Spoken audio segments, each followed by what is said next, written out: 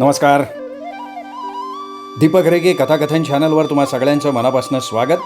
तुम्ही ऐकताय काकडे यांची कातळ ही कादंबरी आणि आज भाग 8. ती ठाकरेण खाली बसली. तिने मोळी एका टोकावर उभी करून आपलं डोकं मध्ये लावून मोळी उचलण्याचा प्रयत्न केला, पण ती तशीच मोळी अंगावर घेऊन उताणी पडली. तसा व्यंकट पुढे झाला. त्यांनी तिच्या अंगावरची मोळी काढली तर काय, उताण्या पडलेल्या ठाकरणीच्या चोळीची गाठच सुटलेली होती. व्यंकटचे डोळे विस्फारले. त्याच्या छातीचा ठोका चुकला. ए झाडवाना, ती ओरडली. काय काय? ती झटकन उठून बसली.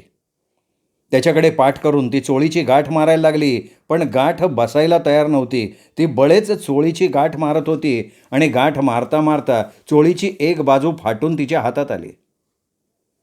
आता चोळीची गाठ मारणं शक्य नव्हतं. व्यंकटनं कांता पाहिली होती तशीच हिची ही कांती. व्यंकटनं दोघीत तुलना केली. दोघीत बरंच साम्य होतं. ए माकडा, अरे जा की तू. तिने आपले दोन्ही हात छातीवर ठेवून त्याला मागे वळून म्हटलं. तो तिची पाठमोरी आकृती बघत होता. तो आपल्याला बघतोय हे तिच्या ध्यानात येताच ती ओरडली. आता जातो का मारू हाक? कुणाला हाक मारणार तू? माझ्या गळ्यात काय आहे बघ की, बघ जरा, का डोळं फुटलं तू? त्याने तिच्या गळ्यात बघितलं. काळ्या पोतीचे 4-5 पदर होते. म्हणजे ती लग्न झालेली होती, नवऱ्याची बायको होती. ती तर बंधनवाली. क्षणभर व्यंकटला शरम वाटली. आपण तिच्याकडे फक्त एक तरुण स्त्री म्हणून बघितलं. तिच्याकडे बघताना ती विवाहित आहे का अविवाहित आहे हे आपण पाहिलंच नाही. पण जवान स्त्री बघताना तरुण पुरुष ती विवाहित आहे का अविवाहित आहे हे कुठे बघत असतो. पण व्यंकटचं लगेच मस्तक तरकटलं. आपल्या कांतावर आपल्यासमोर बलात्कार करताना त्या लांडग्यांना कुठे शरम वाटली होती? त्यांनी कुठे वास्तवाचा विचार केला की कांता व्यंकट मास्तरची बायको आहे, त्याची आज पहिली रात्र आहे. उलट त्यांनीच पहिली रात्र साजरी केली आणि त्याला राक्षस बनवलं, अमानुष बनवलं. तिचे दोन्ही हात विस्तारलेल्या छातीवर होते. चोळीची गाठ बांधता येणं शक्य नव्हतं. तो समोर आला तशी ती बुडावर बसली. आपल्या गुडघ्यांना तिने मिठी मारली. अगं कशाला लपवती? राख उठून उभी. मूड दे, चालू पडतो का नाही?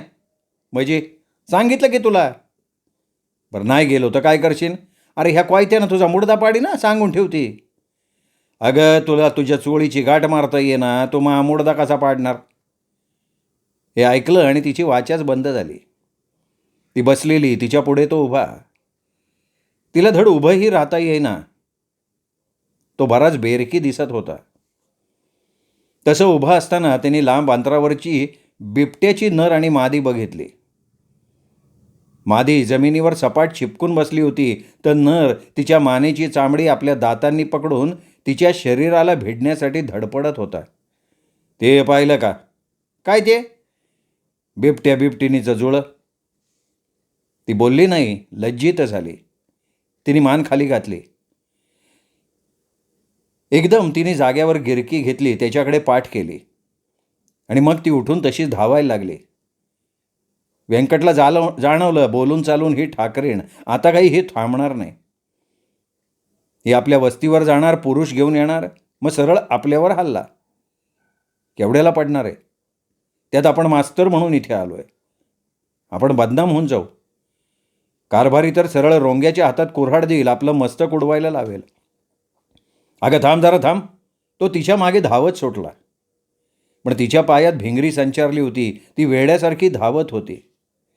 तिला हाक मारणाऱ्या व्यंकटचा भरवसाच वाटत नव्हता. अगं चोळी घे, चोळी.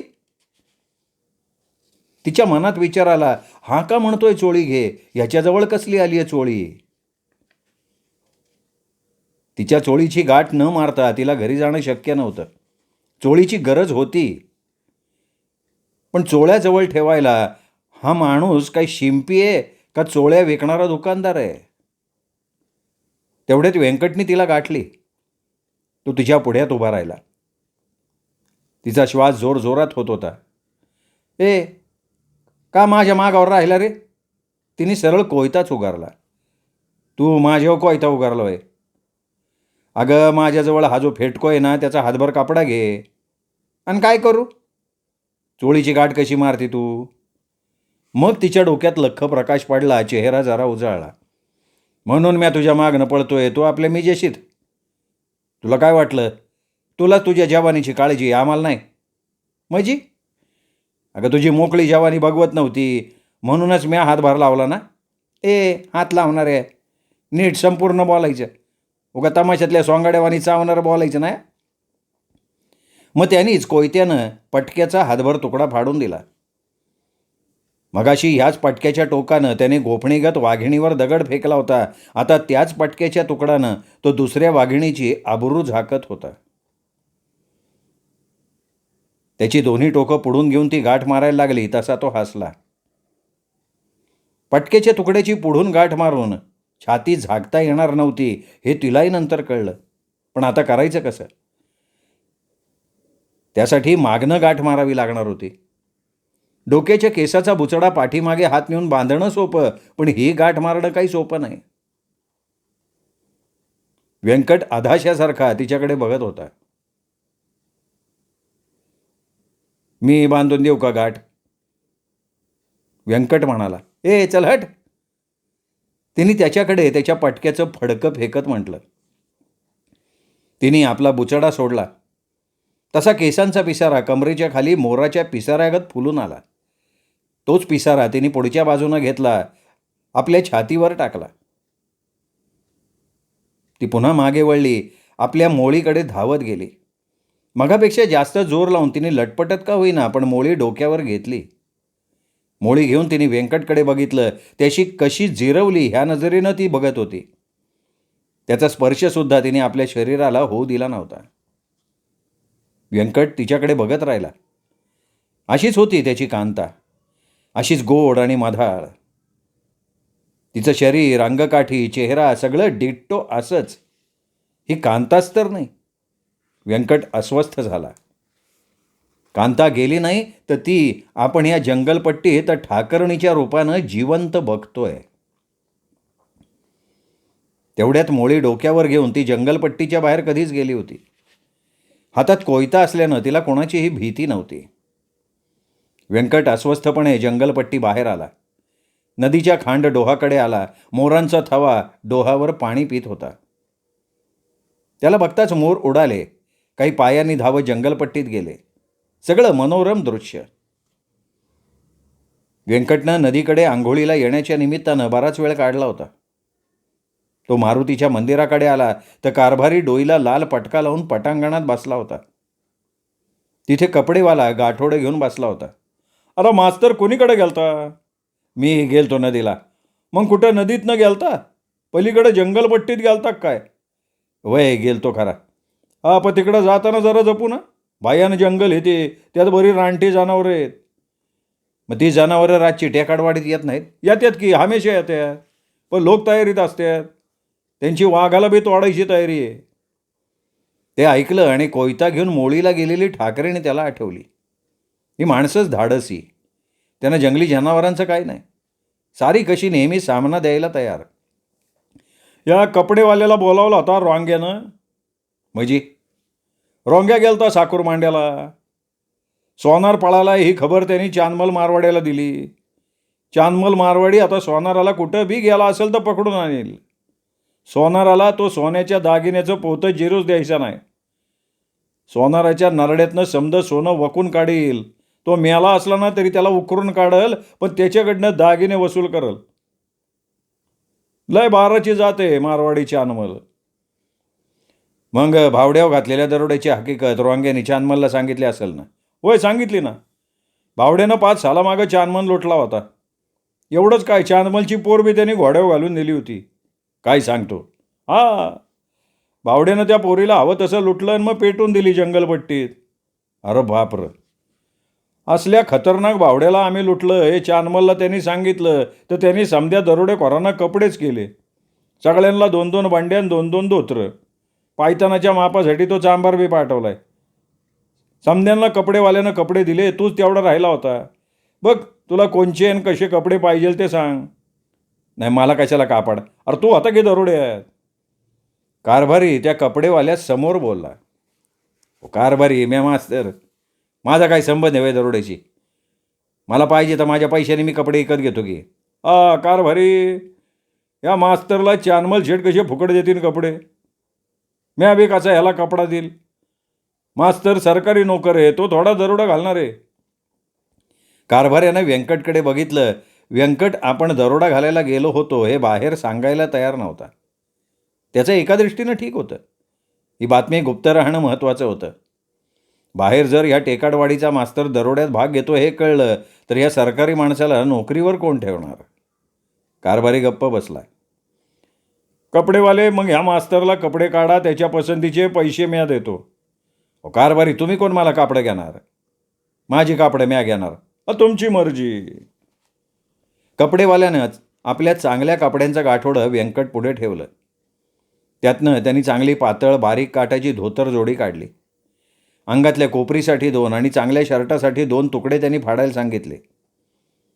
व्यंकटनं पाहिजे तसे चांगल्या रेटचे कपडे घेतले. व्यंकटनंच कपडेवाल्याला बिलही दिलं. कपडेवाले पण हे शिवायचं कुठं. मग म्या कशाला आहे म्हणजे. माझं दुकान आहे शिलाईचं चाकोर मांड्याला. आता म्या तुमचं माप घेऊन जाणार. तो टेप पुढे करत म्हणाला. व्यंकटचं माप कपडेवाल्यानं घेतलं. चांगल्या 5 टेरिकोटच्या टोप्यासुद्धा व्यंकटनं त्याच्याकडनं घेतल्या. कारभारी, तुमचा मास्तर जरा पैसेवाला दिसतोय. म्हणजे यांनी कापडं धोतर टोप्या चांगल्या किमतीच्या घेतल्या बघा. नाही तर मास्तर म्हणजे कसा गरीब बावळा जनावर. कापडं अंगावर घालायची म्हणून घालते मास्तर. कारभाऱ्यांनी आणि व्यंकटनं एकमेकांच्याकडे बघितलं. दोघं हसले. कापडवाल्याला त्या दोघांचं हसणं का ते कळलं नाही. कापडवाले, बोला की मास्तर. गावात अत्तरवाला पावडरवाला आहे का नाही. मला दाढीचं बी सामान घ्यायचे. वासाचं तेल, आरसा, कांगवा, चादरी, गाद्या आणि भांडीकुंडी. तू आता चल की माझ्या संगती साखर मांड्याला, समजा घेऊन देतो मी. कपडेवाले, माझी काय जरूर नाही तिकडे यायची. म्या तुम्हाला नुसती यादी लिहून देतो, समजा माल पाठवून द्या. मास्तर, म्या जाणार आहे साखर मांड्याला, माझ्याकडे तुझी यादी दे. अरे पण तू वाडीचा कारभारी, वाडीचा प्रमुख तू, आणि माझं सामान तू लगत आणणार होय. नाही कारभाऱ्या, त्या परीस मी जातो ह्या कापडवाल्याच्या संगती. कारभारी, तू बस इथं पाठव. वाडीची राखण करत बस. वाडीला चांगला मास्तर भेटला आहे, त्याचा उपयोग करून घे. काय इथून मागं जे मास्तर भेटले ते समजे पळूनच गेले इथनं. कपड्याचं माप दिलं होतं. धोतर आणि टोप्या मिळाल्या होत्या. बाकीचं चैनीचं सामान होतं, त्याची व्यंकटला जरूर होती. त्याला जरा त्या टेकाडवाडीत हिरो टाईप झकपक राहायचं होतं. कारभारी, मारुतीचं मंदिर शेणानं सारवून घ्यायचं बघा. माझी खोली, तिच्या भीती भुई समजा सारवून घ्या. म्या माझं बाकीचं सामान साखर मांड्यावरनं आणतो. कारभाऱ्यानं लगेच 2-3 बायकांना हाका घातल्या. कारभाऱ्याचीच हाकती. हातातलं काम टाकून बायका धावत आल्या. हाक का मारली म्हणून विचारायला लागल्या. कारभाऱ्यानं मग त्यांना कामं सांगितली. त्या बायांनी शाळा लगेच सारवायला घेतली. मास्तरसाठी राखून ठेवलेली खोलीसुद्धा त्यांनी झाडून काढली. मग खोलीची भुई शेणानं तर भिंती पांढऱ्या मातीनं सारवायला सुरुवात केली. मास्तर, आता जेवायचं काय. कापडवाला बोलला. अरे आपला हा जगन्नाथ नाही का, माझा मी स्वयंपाक करतो. तू तू का म्हणून करतो. अरे स्वानार्ड पळून गेला ना, नाही तर जेवणाची काय बी पंचायत झाली नसती. कारभारी, मस्त कोंबड्या पाहिजे आपल्याला. तिखट जाळ कोंबडी खाल्ले बेगर आपण जेवणार नाही, सांगून ठेवतो. अरे म्हणजे काय, तुझ्या जेवणाची सोय वाढीनं करून द्यायची काय. मला रोज 2 टाईम जेवायला आलं पाहिजे माझ्या खोलीत. सकाळच्याला चांगली मोठी चरबी दूध आलं पाहिजे. आठवड्यातनं 4 टाईम नदीचे मासे खेकडे बी पाहिजेत. कापडवाला व्यंकटकडे बघत राहिला. हा मास्तर आहे का महाराज आहे का महाराष्ट्राचा गव्हर्नर आहे. काय समजायचं याला. काय हुकूम सोडतोय. कारभाऱ्यानं मास्तरला हात जोडले आणि म्हणाला, अरे तुला काय पाहिजे ते सांग, समधी तुझी अवस्था केली जाईन. कारभारी, यो मास्तर आहे का राज आहे. कापडवाल्याने विचारलं. अरे ह्यो मास्तर आमची वाडी सुधारणार आहे. या वाडीत आजपर्यंत एक बी मास्तर राहिला नाही, पण ह्यो वाडीत राहिला तयार. पोरांना तालीम, लाठीकाठी, कुऱ्हाड, बर्ची समज शिकवणार ह्यो. मग ह्याला राजागत वागवाय नको का. कापडवाल्याला मान हलवायलाच लागली.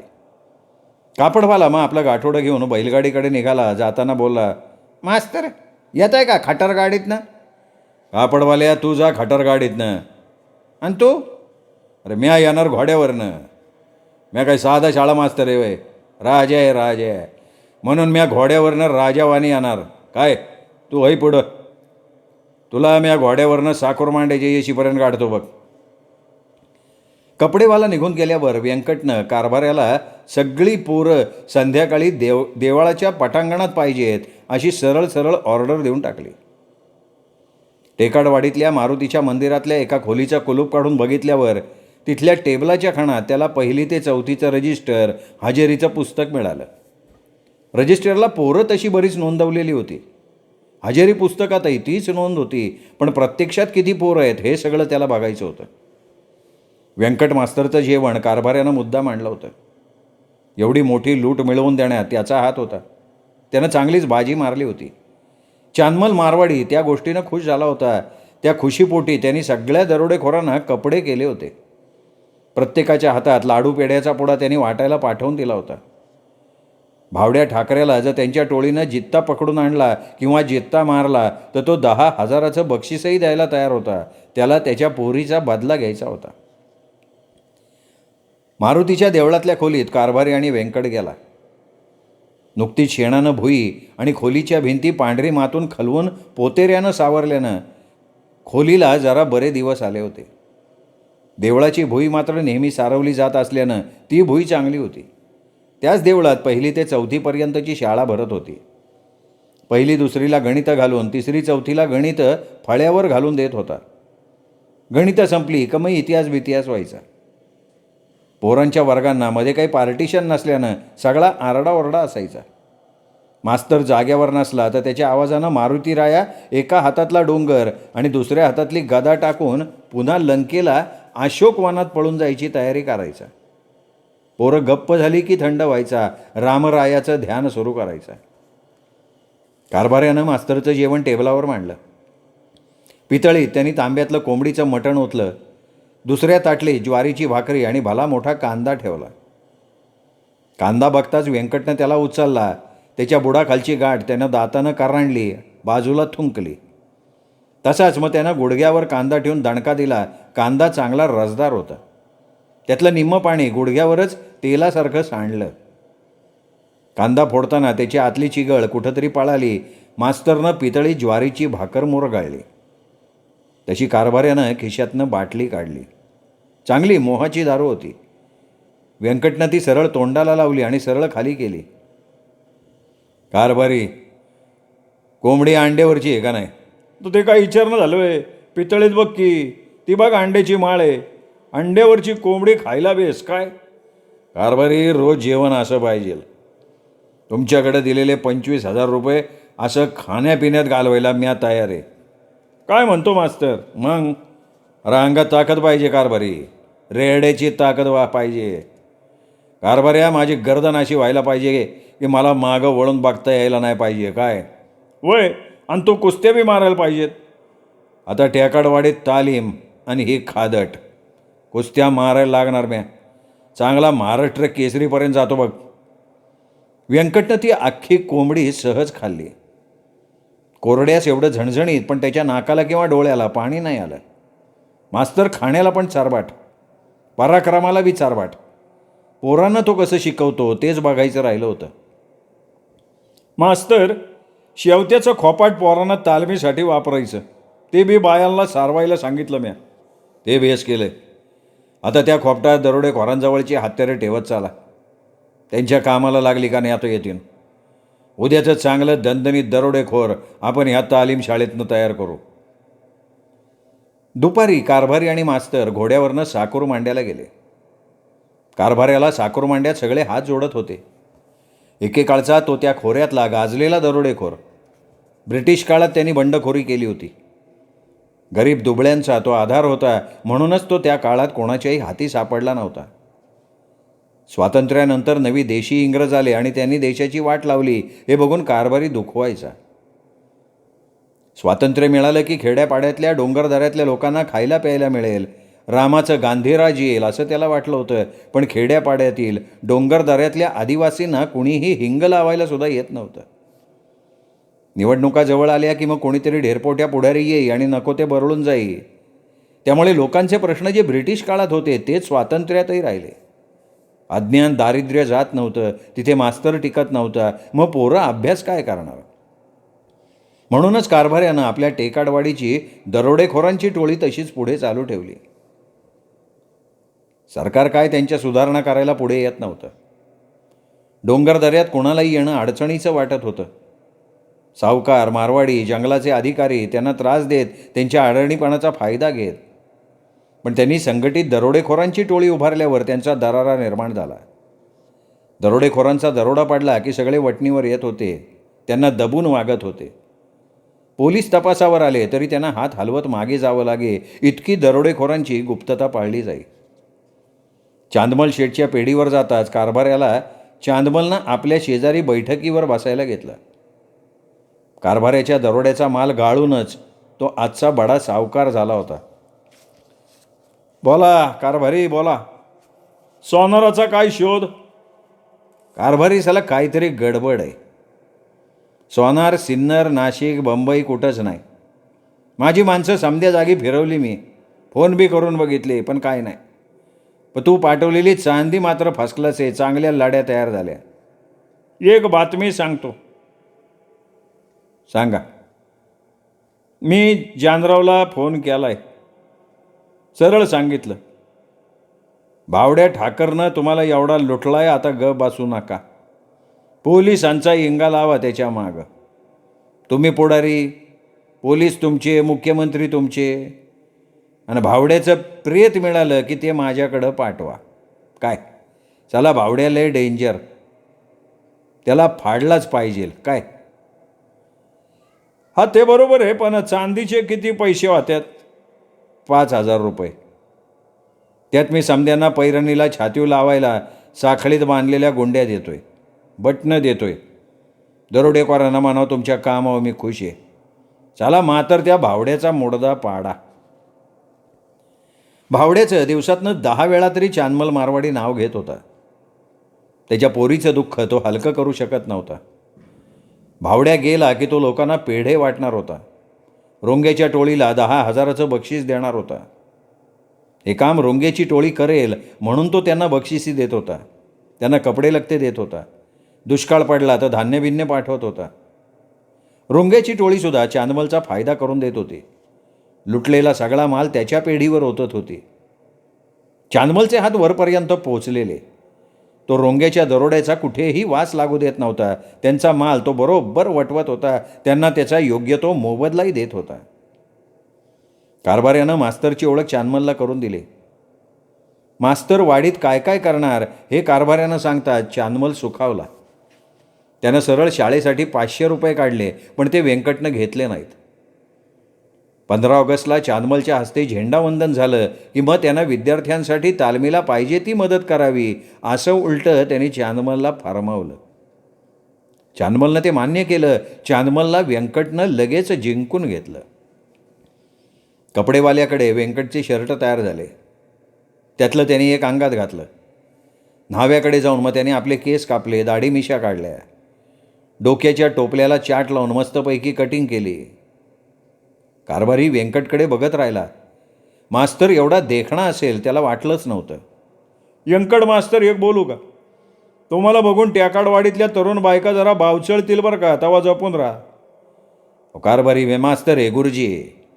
कुठं कसं वागायचं ते मला चांगलं समजतं. नाही, सांगून ठेवलं आपलं. व्यंकटनं मग अत्तर, साबण, पावडर, चादरी, स्टीलची काही भांडी घेतली. बाकी पाहिजे ते सामान घेतलं.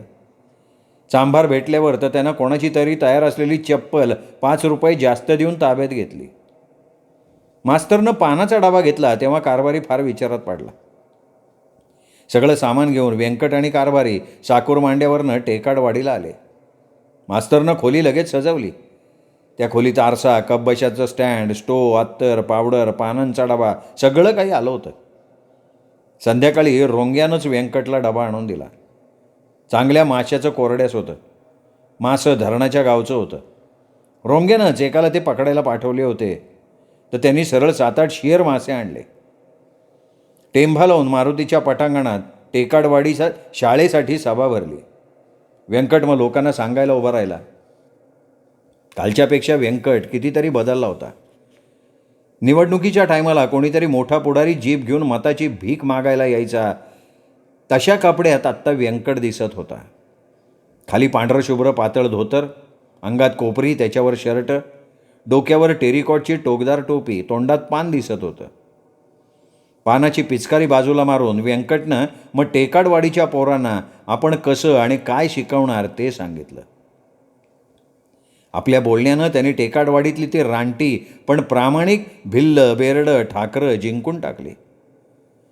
पोरांना पाट्यापुस्तकं, पेन्सिली, कपडे स्वतः फुकट देणार म्हणून त्यांनी जाहीर करून टाकलं. त्याचं ते ऐकलं आणि अंगावर चिंधकं असलेली ती भिल्ल, रामोशी, बेरड, ठाकरची माणसं सुखावली. असला उपकारी मास्तर त्यांनी बघितला नव्हता. पण हा मास्तर दिवसा पोरांना शिकवणारा असून रात्री दरोड्याला जातोय हे फक्त रोंग्याच्या टोळीला आणि कारभाऱ्यालाच माहिती, बाकी कुणाला माहिती नाही. त्याची दरोड्याची वाटणी तो असाच मौज मजा करण्यासाठी आणि पोरांसाठीचा खर्च करण्यासाठी घालवणार होता. तरी त्यातनं कितीतरी रक्कम पुरी पाडणार होती. त्याशिवाय बॅलन्समध्ये असलेली त्याची सोन्याची बिस्किटं. व्यंकटच्या आधीचा मास्तर रंगेल होता. तो साकुरमांड्याला कोल्हाटीण घेऊन राहायचा, शाळेत यायचाच नाही. मग टेकाडवाडीच्या ठाकरांनी त्याला साकुरमांड्यातच सरळ त्या कोल्हाटीच्या समोरच हाणला. मग तिथनं तो पळाला.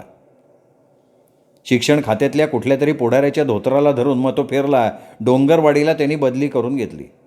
टेकाडवाडी नेहमीप्रमाणे बेवारशी झाली. मग तिथे व्यंकटला टाकलं गेलं. फेब्रुवारी महिन्यात तसं बदली व्हायचं काही कारण नव्हतं. शाळांचं नवीन वर्ष जूनमध्ये सुरू होतं. पण सगळ्या राजकारणानं सगळ्या क्षेत्रांचा बाळबट्ट्या उडवलेला आहे. शिक्षण खातं त्याला कसं अपवाद. महिना सव्वा महिन्यावर वार्षिक परीक्षा आल्या असताना व्यंकटची बदली झाली होती. तो तसाच आला होता. पण तिथे तो गोऱ्या सरड्यागत संपूर्ण रंग पालटून आला होता. तो मास्तर म्हणून नाही तर उलट्या काळजाचा मांग कसाही बनून आला होता. त्यासाठीच त्यांनी तिथे वेगळी चाल खेळायला सुरुवातही केली होती. त्या हिमतीवर तो दरोड्यात घुसला होता. त्यांनी सोनाराचं नरडं दाबून त्याला मूठमाती दिली होती. त्याच्यातल्या कातळपणानं हे सगळं त्यांनी थंडपणानं केलं होतं. सत असत, न्याय अन्याय जगात सगळं एकच. जगात पाप हेच पुण्य. आणि असं आहे म्हणून तर झेडपीवाली जानरावसारखी नालायक माणसं गब्बर झाली आहेत. त्यांना खायला प्यायला काही कमी नाही. चांगल्या घरच्या पोरींची आबरू लुटूनसुद्धा समाजात त्यांना मान्यता. जगाचा हाच न्याय.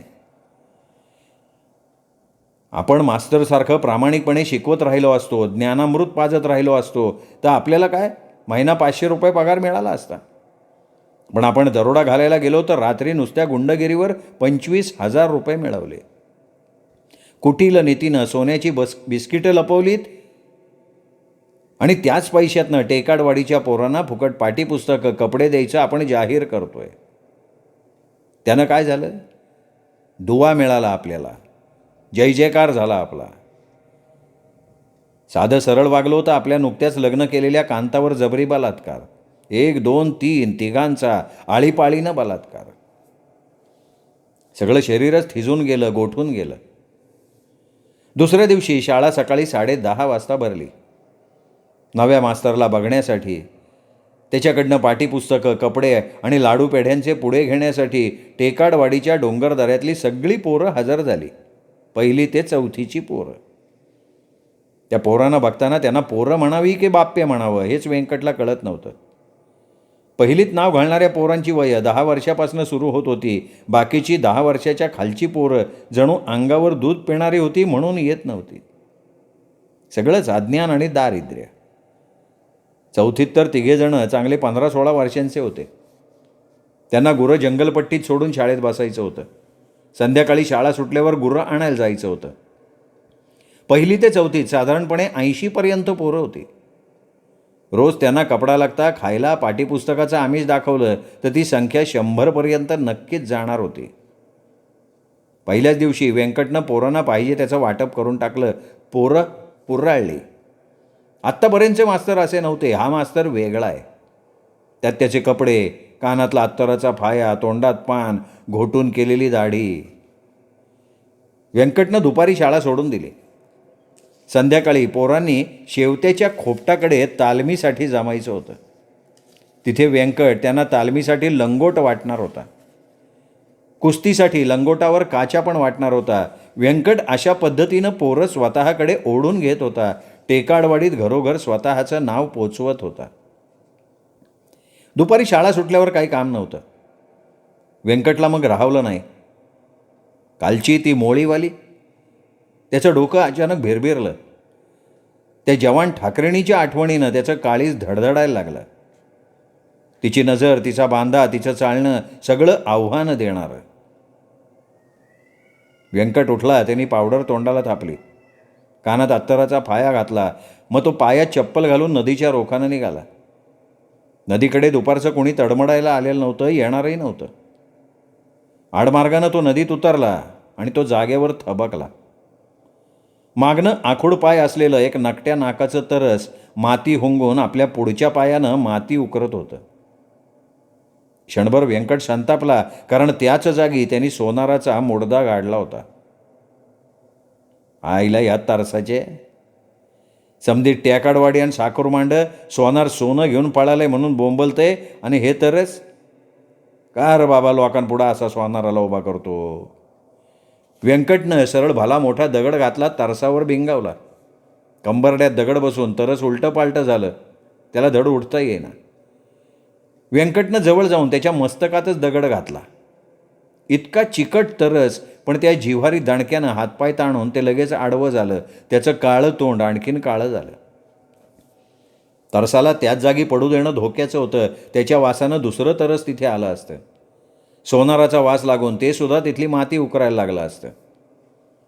व्यंकटनं तरसानं उकरलेली माती पुन्हा लोटली. मग इकडे तिकडे बघून तरसाचं मागचं तंगडं पकडून फरफटत नदीच्या काठानं नेलं. जिथे कोणी फिरकत नाही अशा एका उकटात त्यानं तरस सरळ लोटून दिला. जा बाबा आता वर, सोनाराला भेट, सांग त्याला तुझा मुडदा सुखात आहे, नदीकाठी तो चिरविश्रांती घेतोय. व्यंकट स्वतःशी बडबडत राहिला. कालच्याच बाजूनं जंगलपट्टीकडे व्यंकट निघाला तर काय, खाली एका खांडव डोहावर कोणीतरी आदिवासी तरुणी खेकडे पकडत होती. ती ओणवीहून खेकडांना आडवत होती. मग बरोबर त्याची दातरी पकडून त्याला मोडत होती. ही कालचीच तर ती आदिवासी तरुणी नसेल. व्यंकटचा श्वास वाढला, कुतूहल जागं झालं. आदिवासी तरुणीच्या आसपास 4-5 पांढरे बगळे आपल्या लांब पायावर उभं राहत पहारा करत होते. तो तिथे धावत गेला. चपलेनं नदीची वाळू वाजत होती. आता पाय पोळण्याचा प्रश्न नव्हता. तो तसाच थेट तिच्याजवळ गेला. तिला पाहताच त्याचे डोळे विस्फारले. ती कालचीच होती. तो जागेवर थांबला. मागे असलेल्या कातळावर टेकला. तिचं त्याच्याकडे लक्ष नव्हतं. खेकडे पकडण्यात ती दंग झाली होती.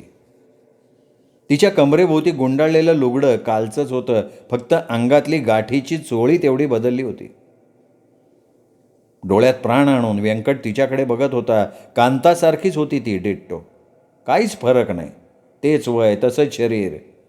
फक्त ही जरा उन्हातानात फिरल्यामुळे थोडी काळी पडली होती.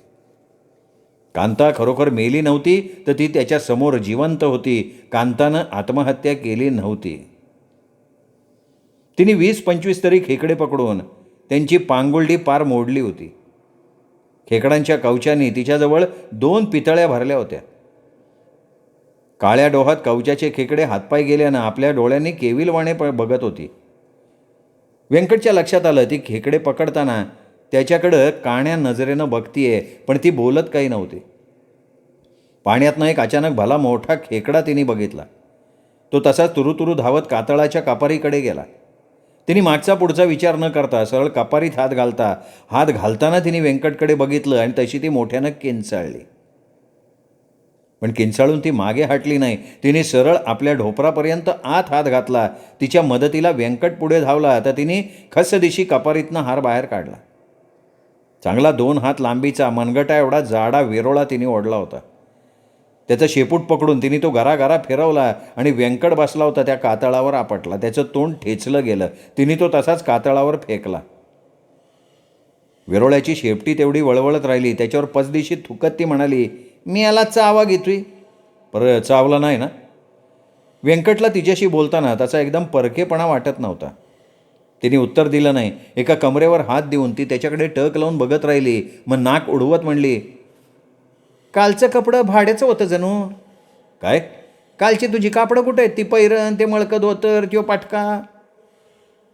ते वय, ते तुझ्या चोळी संगती धुवायला पाठवलं धोब्याकडं. ते ऐकल्यावरती जरा खुसखुसली आणि मग बोलली, मास्तर. मास्तर? मी मास्तर? वय की तू मास्तरच आहे. अगं पण तुला कसं माहिती?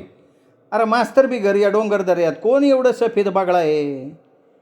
म्हणजे माझी कापडं बघून तू मास्तर म्हणून मला ओळखलं वय. मला सोबत्यात काही कापडं? थोबडा पाण्याच्या आयनेत बघ, मग तुला कळेल की. मी कशाला सांगू? आणि तुला हे कपडे सोबत्यात का नाही हे सांगायला मी काय तुझी बायको आहे का? घेऊन ये रे. हे ऐकलं आणि व्यंकट खुलला. ही आदिवासी तरुणी तशी काही हाताबाहेर जाणारी नाही. गळ टाकायला काय हरकत आहे? कालच्या चोळीचं काय केलं? दिली तुझ्या आईला. तुला का रे पंचित बांबलीचे? तिने सरळ त्याच्या मास्तरकीचा पंचनामाच मांडला आणि सांगते, मास्तर असलं काय बी बोलायचं नाही. अगं काल मी बघितलं ते बोललो. काय बघितलं काल? लय चावटपणा करायचा नाही. अगं तुला बघितल्यावर कोणी बी चावटपणा करणारच की. ते ऐकलं आणि तिने मान वर फिरवली. पकडून हातपाय मोडलेल्या खेकडांकडे ती बघत राहिली. तुझं नाव काय? शरम नाही वाटत नाव विचारायला? अगं तुझ्या शरमेवर लय जोर आहे की. मग बाईच्या जातीला शरम जादा असते. शाळेत हे पोरांना शिकवत नाही का? अगं शाळेत गम भनं शिकवायचं असतं आणि जंगलपट्टीत येऊन शरमेचं शिकवायचं असतं. काय मास्तर तुझा चळींदर धड दिसत नाही. तुझ्या आधीचा तो हेरा कॉल्लाटीन घेऊन राहतो आता, आणि तू आता दुसऱ्यांच्या बायकांवर पाळत ठेवायला लागला वय रे. काय झालं त्याच्यात? अरे बोलायला काय कसं नाही वाटत तुला? व्यंकट हसत तिच्याकडे बघत होता. आणि काय रे तू इकडं कोणीकडं वाट चुकला? इकडं म्हणजे मी जिकडं आहे तिकडंच कशी वाट चुकतो तू? व्यंकटला काही बोलताच येईना. कालपासनं बघती, काल बी माझ्याकडं वाट चुकला, आज बी माझ्याकडं वाट चुकला. बरं माझ्या बाई चुकलो बास का? नुसतं चुकलो म्हण, मला बाई म्हणायचं काय कारण नाही. आता म्हणलो म्हणून काय झालं? काय झालं? आता माझ्या नवऱ्याला सांगते चांगला फरशी बहादर आहे तो, नाही तर कारभाऱ्याला सांगते. हिचा नवरा फरशी बहादर. फरशी बहादराला एक वेळ थोपवता येईल, पण हिने जर कारभाऱ्याला सांगितलं तर कारभाऱ्याला हे मंजूर होणार नाही. तो सरळ रोंग्याची टोळी आपल्यावर शिकारी कुत्र्यासारखी सोडेल. कुत्र्यासारखी पार तोडून टाकेल आपल्याला कोळी. टेकाडवाडीच्या डोंगरदाऱ्यात चाकूरमांड्यात कारभाऱ्याच्या शब्दाला मान होता. कारभाऱ्यानं मास्तरला मोठा म्हटलं, त्याला मान दिला, म्हणून तर व्यंकटच्या टेकाडवाडीत भाव वाढला होता. एरवी त्याला कोण विचारणार होतं? सगळेच रानटी कळकटलेले. दरोड्यात भाग घेणारी काही दरोडेखोरांची घरं तेवढी तरी सुखानं जगत होती, सुखानं खात होती. बाकीच्यांच्या हातातोंडाची गाठ पडणं फार कठीण. अशा या डोंगरदऱ्यात नाही म्हणायला आपण लहान तोंडी मोठा घास घ्यायला निघालोय. आपण या तारुण्यवतीचा कालपासनं पाठलाग चालवला आहे. पण कांता, तिचा सूड, आपण कसं सहन केलं ते आणि का सहन करायचं? पण काय पण म्हण मास्तर, तू जादूगार आहे बरं का. ती एकदम बोलली. बोलताना तिच्या काळ्या सावळ्या गालांवर जांभळं टपाटप पडले. काय म्हणतेस? मास्तर तू आलास आणि मला खेकडे पकडायला नाही आली. माझं मन खेकड्यात नाही लागलं बघ. वय का? मग मी जातो की. व्यंकटनं पाठ फिरवली. तो चालायला लागला. त्याने झपाझप पावलं टाकायला सुरुवात केली. तर ती पळत येऊन तिच्या समोर आव्हानानं उभी राहिली, एकदम समोर. मास्तर तुमचं नाव? नाव सांगा की. अरे वा, तू पहिल्यांदा मला अरे तुरे म्हणत होती आणि आता एकदम तुमचं तुमचं करायला लागली वय. आता तुम्ही आमचे होणार ना. म्हणजे शब्द काय बाग सांगायला पाहिजे का? खरं आहे न ग सांगू कांता. व्यंकट अभावितपणे बोलून गेला. मास्तर तुम्ही मला कांता म्हणला? तुला कांता म्हणलो. मी तुला कांता का म्हणलो ते सांगू? नाही नका सांगू, मला माहिती आहे तुम्ही मला कांता का म्हणला. सांग बघू कारण. कारण माझं नावच कांता आहे. तुम्ही माझं नाव आधीच ओळखलंय. तुमचं नाव बी मला माहिती आहे. तुमचं नाव व्यंकट. पण मला तुम्ही व्यंकटराव. कांता? व्यंकटराव. व्यंकटला मग राहावलं नाही. त्याने त्या भर दुपारी कांताला जवळ ओढलं, तिच्या पाठीवरनं हात फिरवला. तिच्या डोईच्या केसावर त्यांनी नाक टेकवलं, खोल वास घेतला. तसाच हात तिच्या मागे फिरला. तीही व्यंकटला बिलगली. मास्तर, आमची टेकाडवाडी आवडती?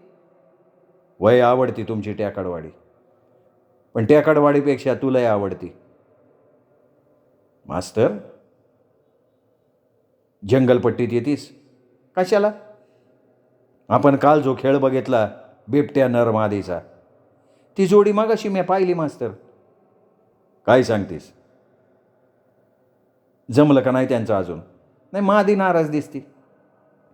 त्यांनी मानाला दात लावलं की ती गुरगुरती, जमिनीवरनं बसतेची उठती, सरळ चालायला लागती. ती काही बोलेल या विचारात असलेला व्यंकट एकदम मागे लोटला गेला. तो कातळावरच पडला आणि कांता ती खेकड्यानं भरलेल्या दोन्ही पितळ्या घेऊन धावत सुटली. एक वावटळ जावी तशी ती निघून गेली. व्यंकटची लाडकी कांता गेली होती, पण ही दुसरी ठाकराची कांता त्याला लाभत होती. ही विवाहिता होती, पण तिची तीच बंधनं पाळायला तयार नव्हती. व्यंकटच्या कातळासारख्या वृक्ष जीवनात नवी हिरवळ या नव्या कांताच्या रूपानं लवलवायला लागली होती.